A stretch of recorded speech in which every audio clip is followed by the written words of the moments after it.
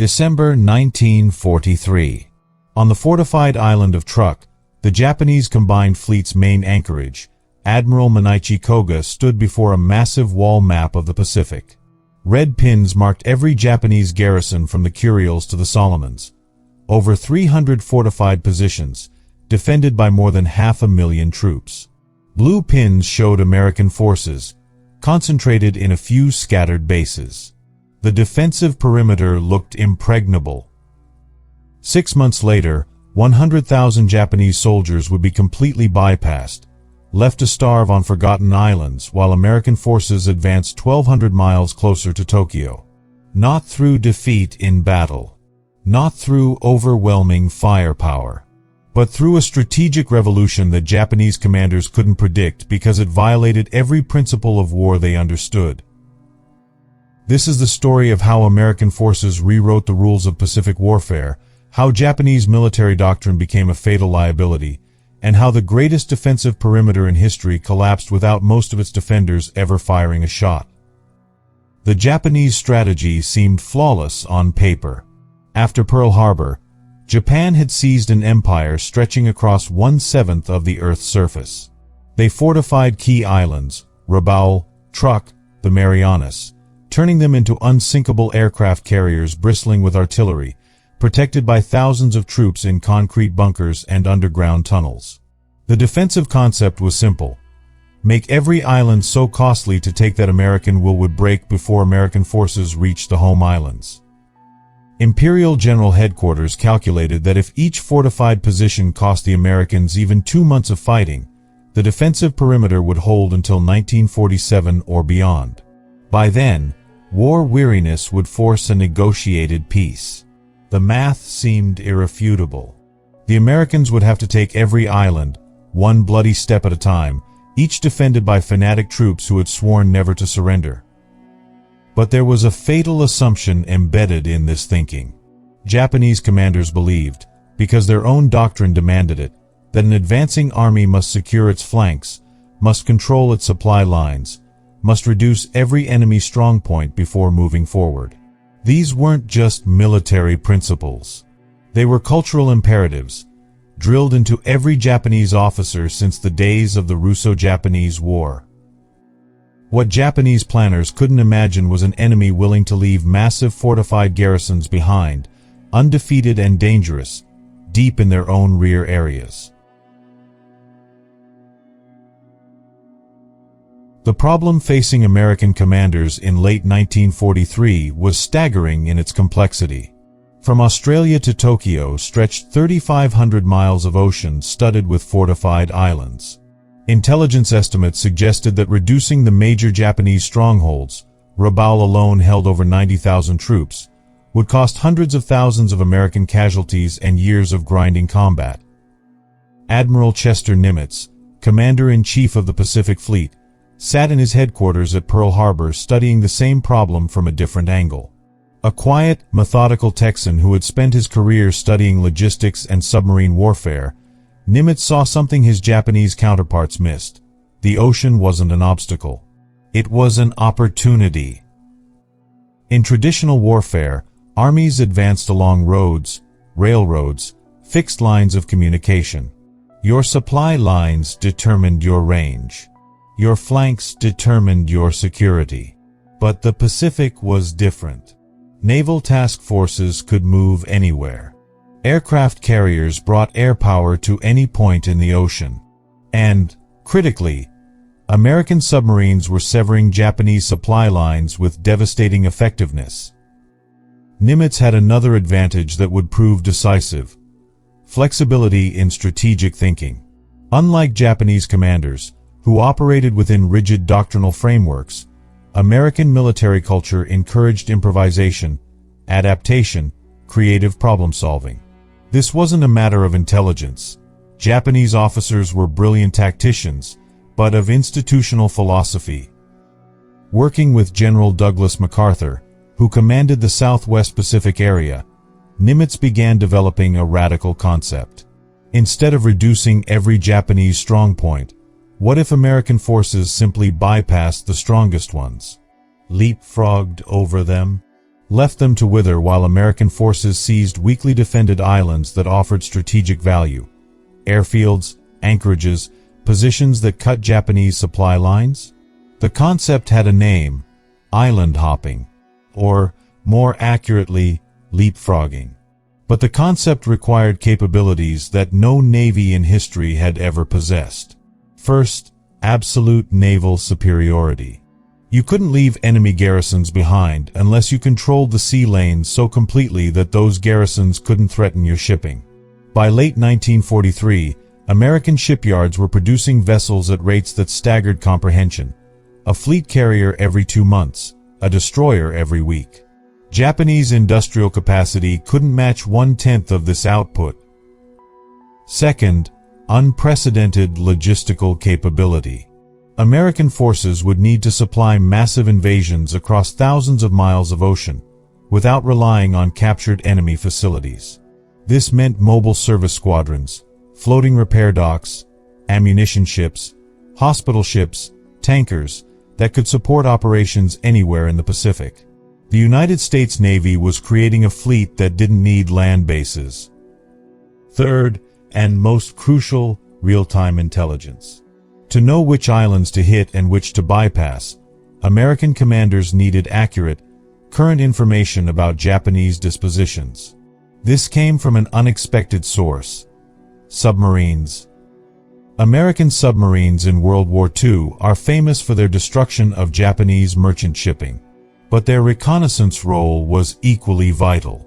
Submarines could lurk off Japanese bases for weeks, photographing installations through periscopes, tracking ship movements, radioing precise intelligence about garrison strength and defensive preparations.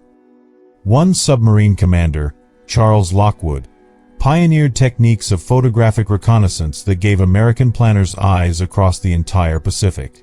His submarines would surface at night just outside Japanese harbors, then submerge before dawn with detailed photographs of every ship, every fortification, every strategic weakness.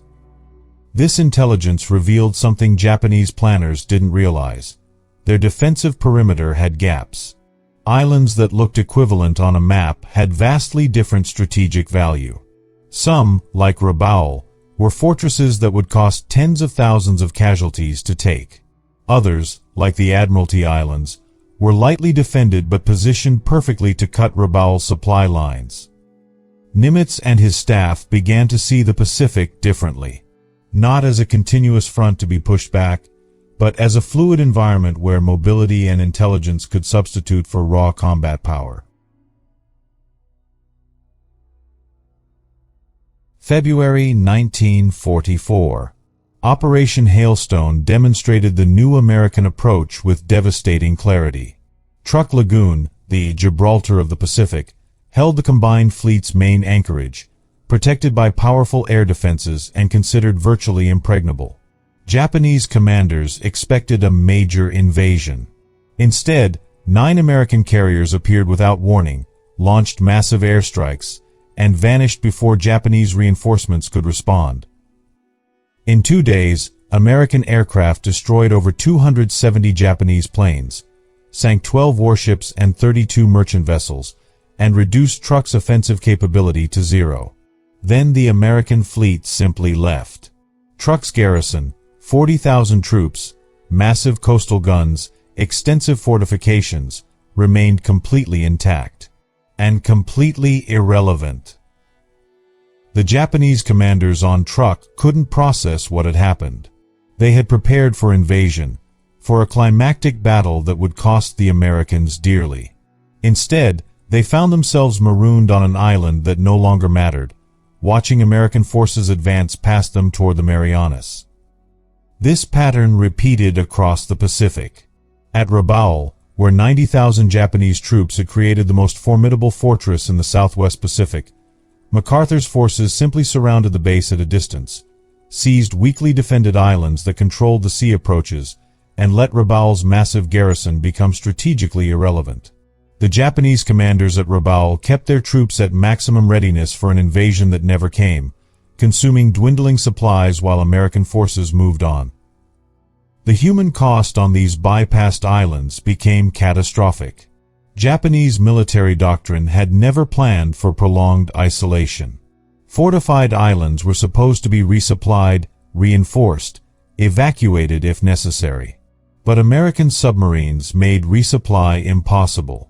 Surface ships couldn't reach bypassed garrisons. Aircraft couldn't carry enough supplies for thousands of troops. On Truk, soldiers began starving by late 1944. The 40,000-man garrison had been equipped for combat, not self-sufficiency. Within months, malnutrition diseases appeared. By war's end, nearly one-third of Truk's garrison had died, not from American weapons, but from starvation and disease. The psychological impact was even more devastating. Japanese soldiers had trained to die in battle, to sell their lives dearly defending every inch of ground. Instead, they found themselves forgotten, watching American ships pass on the horizon, unable to fight, unable to contribute to Japan's defense, slowly dying from hunger and tropical diseases. At Rabaul, commanders organized farming efforts, trying to grow enough food to feed 90,000 men. It was impossible. The island's soil and climate couldn't support that many people. Troops weakened. Morale collapsed. Some garrisons saw suicide rates climb as soldiers, trained never to surrender, found themselves in a fate worse than capture, abandonment. What made this strategy possible was a revolution in American logistics that Japanese planners never anticipated. The United States Navy's Service Force Pacific became the world's first mobile logistics system capable of sustaining operations indefinitely at sea. Tankers, ammunition ships, repair vessels, even floating dry docks could rendezvous with combat fleets anywhere in the Pacific.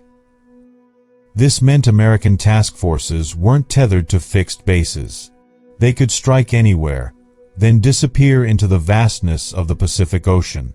Japanese reconnaissance couldn't track them. Japanese air searches couldn't find them.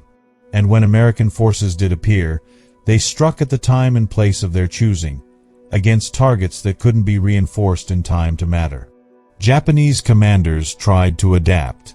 They developed new defensive doctrines, concentrating forces on islands they believed Americans couldn't bypass, places like Saipan and Iwo Jima that were essential to the American advance. But this only made the bypassing strategy more effective. Japanese forces concentrated on a few decisive islands while dozens of other garrisons remained strong but isolated, incapable of influencing the war's outcome. The Battle of the Philippine Sea in June 1944 illustrated the strategic collapse. Japan's carriers attempted to defend the Marianas, hoping to inflict a decisive defeat on the American fleet. Instead, American fighters, guided by superior radar and fighting from carriers with better damage control and logistics, destroyed over 600 Japanese aircraft in what American pilots called the Great Marianas Turkey Shoot. Japanese naval aviation never recovered. With Japanese air power crippled and the combined fleet retreating, bypassed garrisons became even more isolated. Islands that had seemed crucial in 1942, fortresses that commanded sea lanes and threatened Allied advances, now sat useless, their garrisons waiting for relief that would never arrive. By August 1945, more than 100,000 Japanese troops remained on bypassed islands across the Pacific. Some had been isolated for 18 months. Most faced starvation. All were strategically irrelevant. The immediate military impact was staggering. American forces advanced from the Solomon Islands to Okinawa, over 4,000 miles, in less than 2 years, a pace of advance unprecedented in the history of warfare against a determined, well-equipped enemy. The traditional calculation that each fortified island would require months of combat had been rendered obsolete. Consider the mathematics. If American forces had assaulted every major Japanese strongpoint, the war might have continued into 1946 or 1947. Rabaul alone, with 90,000 defenders in ideal defensive terrain, could have cost 50,000 American casualties and 6 months of fighting. Truk might have been worse. Add the dozens of other fortified positions across the Marshalls, the Carolines, the Marianas, and the human cost becomes almost incomprehensible. Instead, these garrisons were neutralized at virtually no cost in American lives. The battles that did occur, Tarawa, Saipan, Iwo Jima, Okinawa, were horrifically bloody. But they were far fewer than Japanese planners had anticipated, and they occurred at places where American commanders had chosen to fight, on timetables that suited American strategic objectives. The broader strategic impact rippled across every theater of the Pacific War. Japanese merchant shipping, already under devastating attack from American submarines, now faced carrier raids at any point in the Pacific. The combined fleet, unable to defend everywhere, was forced into a reactive posture, rushing to meet threats that often turned out to be feints or diversions. Japanese aircraft production couldn't keep pace with losses.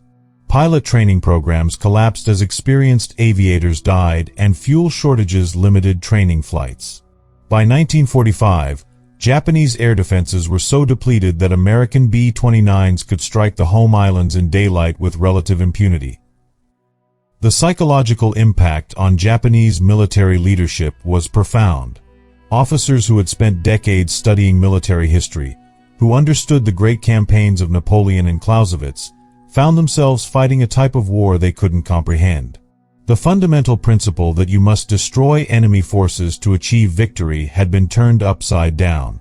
American forces were achieving victory by refusing to fight. Some Japanese commanders recognized what was happening. Admiral Isoroku Yamamoto, who had studied in the United States and understood American industrial capacity, had warned before Pearl Harbor that Japan could not win a prolonged war. His death in 1943 removed one of the few Japanese leaders who might have advocated for adaptive strategies. Instead, Imperial General Headquarters clung to doctrine, expecting the decisive battle that would turn the tide, a battle that never came on terms favorable to Japan. The final accounting was brutal. Of the 100,000 troops bypassed on various islands, nearly 30,000 died from starvation, disease, or suicide before war's end. Those who survived did so through desperate measures, eating grass, tree bark, sometimes turning to cannibalism. When Allied forces finally occupied these islands after Japan's surrender, they found garrisons reduced to skeletons, men who had spent years preparing for battle but had died without ever engaging the enemy. The island-hopping strategy transformed modern military doctrine in ways that resonate through contemporary warfare. For the first time in history, a major power had demonstrated that technological superiority and logistical capability could substitute for numerical advantage and traditional territorial conquest. This wasn't just an American innovation. It represented a fundamental shift in how wars could be fought in the modern age. The keys, naval supremacy, air superiority, real-time intelligence, and mobile logistics, became the foundation of American military doctrine for the next 80 years. The strategy's success validated theories that had been developing throughout the interwar period. Aviation pioneers like Billy Mitchell had argued that air power would revolutionize warfare. Submarine advocates had insisted that undersea vessels could control sea lanes. Logistics experts had pushed for mobile service forces. The Pacific War proved them all correct simultaneously. But the strategy also revealed something darker about modern warfare: the ability to inflict suffering without direct engagement. Japanese soldiers on bypassed islands died slowly, over months and years, from hunger and disease. There was no glory in it, no heroic last stand, just the grinding horror of abandonment. Traditional military ethics struggled with this reality. Had these men been defeated in battle, their fate would have seemed honorable within the Bushido Code. Instead, they were simply made irrelevant. The lessons influenced Cold War strategic thinking profoundly. American naval doctrine emphasized carrier strike groups with global reach, mobile logistics, and the ability to project power anywhere on Earth without relying on forward bases. This capability, inherited directly from the Pacific War, shaped American foreign policy through every subsequent conflict. The strategy also highlighted the danger of rigid doctrinal thinking. Japanese commanders weren't incompetent. They were trapped by institutional culture that valued tradition over adaptation, by a military system that punished initiative and rewarded adherence to established doctrine. When their enemies changed the rules, they couldn't adapt quickly enough to matter. Modern military historians debate whether Japanese commanders could have countered the island-hopping strategy. Some argue that better intelligence, particularly regarding American logistics capabilities, might have prompted different defensive dispositions. Others suggest that Japan's industrial weakness made any defensive strategy ultimately futile against American material superiority. What's clear is that the strategy worked because it exploited fundamental asymmetries. America's industrial base could produce the ships, planes, and supplies necessary for mobile warfare.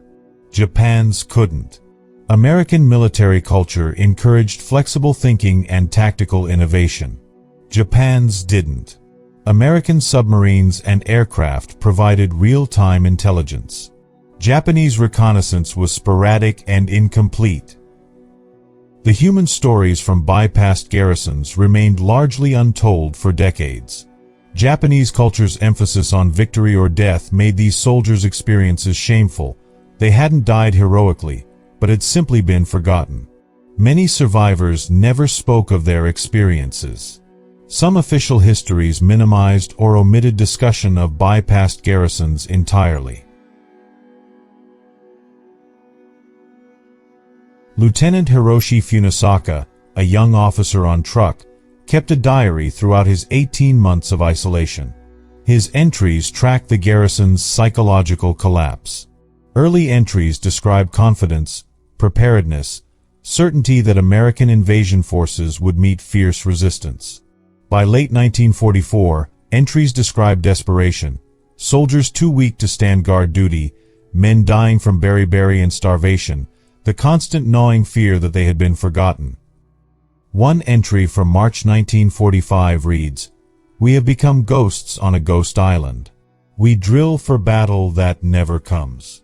We maintain weapons we will never fire. Every day men die, not from enemy bullets, but from simple hunger. This is not the death we prepared for." Funisaka survived the war, weighing 83 pounds when American occupation forces arrived. He spent the rest of his life trying to make sense of why he had been left behind, why his training and sacrifice had meant nothing in the end. On Rabaul, soldiers attempted to maintain morale through ritual and routine. Morning assemblies, weapons drills, inspections, all continued even as men grew skeletal from malnutrition. Commanders organized work details to clear jungle, plant gardens, build structures that served no military purpose.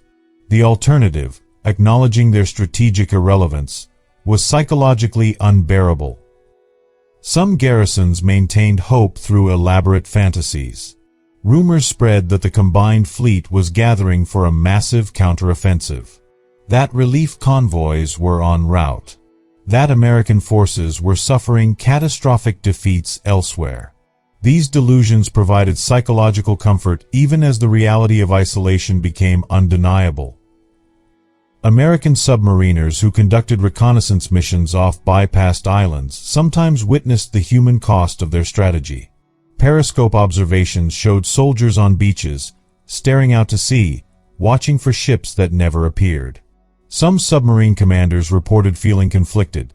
They were fighting a necessary war against a fanatical enemy, but the sight of starving, abandoned men troubled even hardened combat veterans.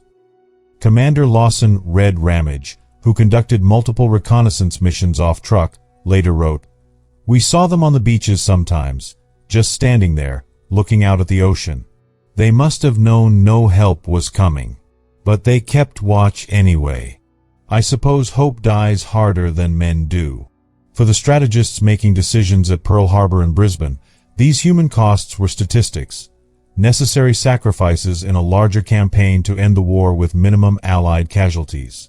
Admiral Nimitz, who carried enormous responsibility for the strategy's implementation, never spoke publicly about the moral weight of leaving enemy garrisons to starve. His papers suggest he viewed it as the least terrible option in a war filled with terrible choices. The cultural divide made mutual understanding impossible during the war. American commanders, raised in a pragmatic military tradition, saw bypassed garrisons as defeated enemies who could surrender if they chose. Japanese soldiers, bound by Bushido code, saw surrender as dishonorable, worse than death. This cultural impasse meant that garrison commanders couldn't request evacuation or surrender without dishonor, and American forces had no incentive to assault positions that posed no threat. The island-hopping strategy succeeded because it exploited every advantage that American society and military culture possessed: industrial might, technological innovation, flexible thinking, and willingness to challenge conventional wisdom.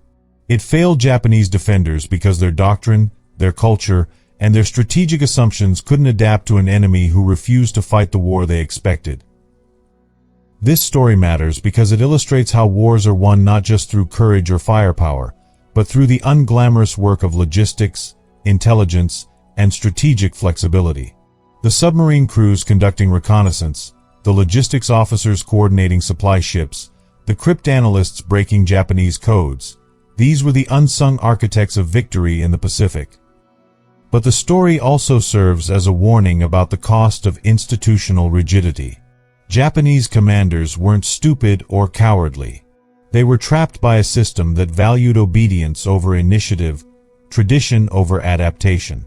When their enemy changed the rules, they couldn't respond because their entire military culture was built around fighting the war they had prepared for, not the war they faced. 100,000 soldiers died on forgotten islands, not because they lacked courage or training, but because their commanders couldn't imagine warfare that violated established doctrine. Their sacrifice bought nothing: no time, no strategic advantage, no impact on the war's outcome. They were simply bypassed, left behind, forgotten while the war moved on without them. The Americans who conceived and executed this strategy believed they were saving lives. American lives primarily, but in the longer view, perhaps Japanese lives too. A prolonged war with assaults on every fortified position would have cost hundreds of thousands of additional casualties on both sides. The atomic bombs that ended the war in August 1945 were horrific, but they came sooner because island hopping accelerated the American advance. Whether this calculation justifies the suffering of bypassed garrisons is a question each person must answer for themselves. What's undeniable is that the strategy worked, that it revolutionized military thinking, and that it demonstrated how completely modern warfare had changed from the traditions that had governed conflict for centuries. The wall map in Admiral Koga's headquarters, with its hundreds of red pins marking Japanese garrisons, represented a defensive strategy that looked impregnable. But impregnable only works if your enemy accepts your terms. The Americans changed the terms. They redefined what victory required. And in doing so, they turned Japan's greatest strength, its network of fortified positions, into a fatal vulnerability. This is the story that deserves remembering. Not just the courage of men in combat, but the strategic revolution that rendered that courage irrelevant, the human cost of innovation in warfare, and the painful truth that sometimes the greatest battles are won by refusing to fight.